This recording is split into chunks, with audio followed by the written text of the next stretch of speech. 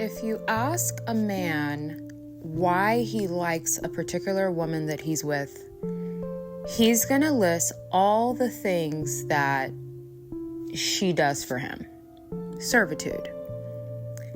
If you ask a woman why she likes a man, 9 times out of 10, she's going to start listing his characteristics, his personality, the type of person he is, the things about his character that she admires, because that's just the way it is. Now, I am in no way male bashing. I think that relationships are beautiful, and I think marriage is beautiful. God created marriage. God created union. You know, the world, people perverted it, right? Because people pervert things, okay? That's why you can't tell people anything good. People have a way of perverting good things, right? Marriage is beautiful. God created union, and God created, for a man and a woman to come together and become one, right?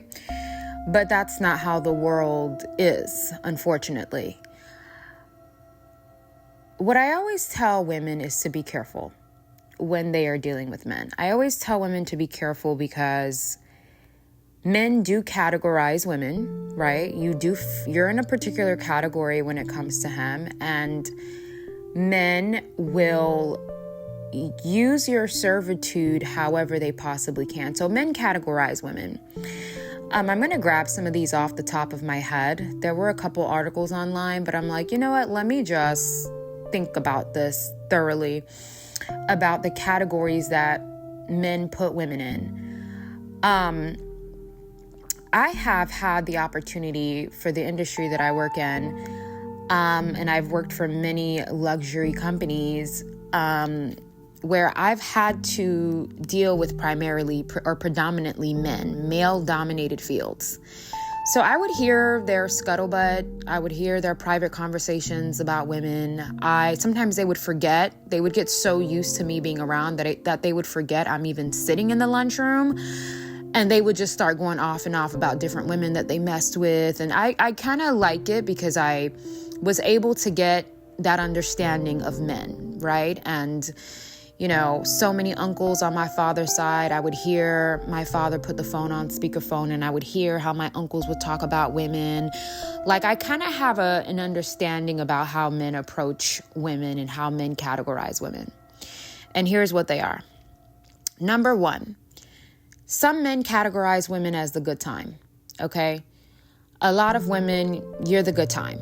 Okay, you are the girl that he can have a good time with, meaning you guys can go out, go to a restaurant, have a really good meal, go back to a hotel room that night and, have intercourse, laugh, snuggle, cuddle, shower together. And then for the rest of the week, you guys kind of go back to doing your own thing, and there's really nothing concrete there. This isn't a man that you can really call if you have an emergency. You can't just pop up to his house. You are the good time girl. You're just the good time for him. He's not willing to sacrifice anything for you. He's not willing to put his life on the line for you. You are the girl that he goes to for pleasure and pleasure only. He will not ruin, which is, I'm going to bring that girl to category 2. He's not going to ruin what he has going on with his favorite person or the girl that he really likes for you, right? He's not going to let his main girl find out about you. You are just the good time. You are the girl that goes out of your way to dress up in lingerie and send him photos of you in lingerie, or send him photos of you holding a banana to look sexy, or you're sending him videos of you twerking, in your house, and you're just a good time girl. He doesn't take you seriously. You're just the girl that he can get his rocks off with, but he in no way is going to allow you to get in the way of the girl that he wants to put the ring on her finger. He wants to build a life with her. He wants to protect her. He wants to be fully responsible for her as his wife, and he wants to procreate with her. That is the main girl, okay? You are just the good time. Second to the good time girl, of course, is the main girl. That is the girl that has the ring, that has the relationship, that has the notoriety. That is the girl that he's willing to sacrifice whatever he has to sacrifice for her. He never leaves her hanging financially. He's always sending her things. He's always taking care of her. If she has a medical issue, he's going to go to the hospital. If her parents need funding to pay off their mortgage, he's going to pay the mortgage off for her. He's going to help her make her dreams come true. If she wants to open up a business or a boutique, whatever it is, he's down for it. He is like her ride or you know what. That is the main girl. That is the category that a lot of women want to get in with men, is the main girl. But what women fail to understand, with not all men, but with a lot of men, what women fail to understand is, regardless of the category that you're in, you probably will not be the only girl that exists. And that's why a lot of times a woman is the main girl. She does have the ring. She is a wife, but that doesn't mean that the good time girl goes away because you are the main girl. That doesn't mean that. And that's where a lot of women get disappointed. That's why I don't understand. Again, I guess it goes back to patriarchy. I'll never understand women who idolize men and get mad at their man for looking at another woman at a restaurant. Just because you have a ring does not mean the other categories of women are no longer there. So you're kind of wasting your time trying to find out information on the girl that he looked at or trying to go through his phone. I mean, the issue with a lot of women is a lot of women are control freaks. Women are obsessed with control. That's why women will tell you, oh, why are you wearing red lipstick in the workplace? Women like to control people around them. They like to control their environments. They like to control perceptions. That's why women will make up lies about another woman to get everybody to not like her. Women are control freaks, and I know that. And that's why usually on a professional level, I can't really have them as bosses, because they want to control everything, all the way down to your outfit. Women are very controlling. So when they go into a relationship and they realize that men do categorize women, they have women in different categories and they use women for different things because they have the ring, not saying this is all the time, but because they have the ring, they're like, wait a minute, I'm the main girl. Why is the good time girl still lurking in the shadows? Well, most men are going to take what they can take from each woman, unless he's an ascended man, a man who's disciplined, a righteous man, a man of God. He is going to take what he can take from each woman on the roster, okay, from each woman on the category. You, however, as the main girl, you at least you have longevity, like you have benefits. Like if something happens to him, you get his insurance policy, you get alimony. If he is wealthy, you will get alimony or income or some type of divorce settlement. Like the dynamics are more concrete with you because you are the main girl. But the good time doesn't disappear because you're the main girl. However, most women want to make it to the main girl category. And it's really sad that, we are taught that women are the prize, which women are the prize.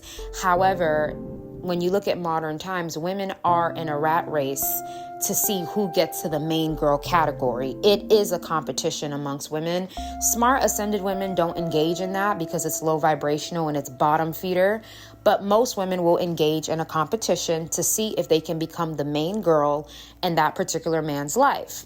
Now, third to the main girl is the ego booster. The ego booster girl isn't necessarily the girl that the guy is sleeping with. She falls in the category of, if I'm having a hard time or I'm feeling bad today, I want to get some feminine energy to make sure that I'm still desirable.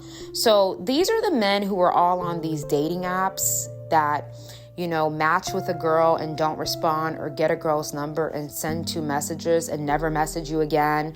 Or they tell you a new project that they're working on and then you congratulate them and then they disappear. Or these are the men who are like hot and cold. You are their ego booster girl. So they come out of the blue every couple of weeks or every couple of months. They message you to see if they still got it or if they still have access to you. You give them that reinforcement.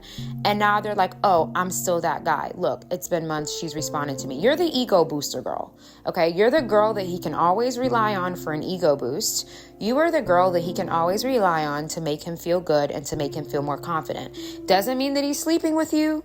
The ego booster girl usually does not get to the point of intercourse with the guy when she's in this category.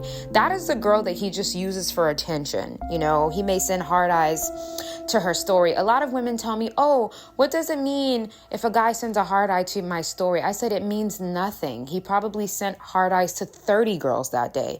Ladies, you need to stop seeing these tiny, stupid things that guys do and think that it's important, because it's not. You look good. He saw that you look good and he sent you hard eyes. It doesn't mean he wants you. It doesn't mean he wants to be in a relationship with you. It doesn't mean any of that. He probably wants you to respond, hey, sexy, or something like that, so you can just be his ego booster girl, okay? So we had the good time girl, we had the main girl, and then we had the ego booster girl. Now, in the fourth category, we have the placeholder girl. Majority of women are going to fall into the category of the placeholder girl. I speak to a lot of women and I'm like, you are the placeholder girl. How do you know if you're the placeholder girl? First and foremost, yes, majority of men don't really have a type. You know, men think all women are beautiful. Majority of men don't have a type. They will try to take energy from whatever girl that is willing to give it to him, right? But I always tell women, do you know what your man's type is? And do men lie about their type? Yes. But I'm like, do you know what your man's type is? Like his dream girl, like the type of girl where when he sees her, his mouth is going to drop and he's going to feel like, wow, like this is my dream girl. Like this is the girl that I would think about like as a young boy in kindergarten, where this is the type of girl that would be my wife. Everybody has a specific type. Let's be honest. Everybody has a type where if you could build your person and you meet that person like at a restaurant or at a grocery store, you're like, oh my God, like that's exactly my type. Every man and woman has that, right? I always ask women to try to find out the guy's type, because if you're not, you may see yourself in a placeholder situation. And then when he finds the girl that's his type, it's gonna be like you don't even exist. So look at the trail in the past of the type of girls that he's dated. Some men have a thing for blondes. Some men have a thing for brunettes. Some men like tall, slim girls. Some men, their dream girl is the shorter, curvy girl with a big booty. Like every guy has a particular girl who's his dream girl. A good way to test this is before you enter that horrible placeholder category that you'll probably be in for years, trying to beg to get a ring to be the main girl and it never happens. And then he swaps you out, you know, overnight because he met the girl that he's always wanted to be with and marries her within 30 days. And you're like, oh my God, I was begging him for that for 5 years. A good way to test this is to ask a guy, if you could date 3 celebrities, who would it be? And he's most likely going to name 3 women who are similar in looks or body type or just overall style. That helps you know how close or how far you are to the girl that he idolizes, right? It's a great way to know. Same thing with women. If you're the placeholder girl, you're just exactly that. You're there until he finds what he really wants. And then once he does, he's going to give you the boot. Men need constant access to feminine energy. I spoke about this in the Feminine Power Masterclass. The masterclass recording is available. I spoke about this. Men just want access to feminine energy. That's what they want. So they can't be alone.